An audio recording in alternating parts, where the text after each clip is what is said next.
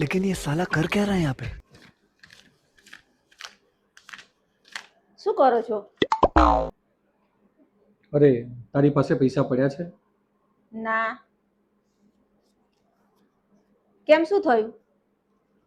અરે યાર મોદીજી મગજ બગડી ગયું છે હવે એમનું. 500 ની નોટો બંધ કરી દીધી હવે એમને, અને આજે જ જમા કરાવવી પડશે. મારી જોડે થોડા પૈસા પડ્યા છે, ઉભા રહો.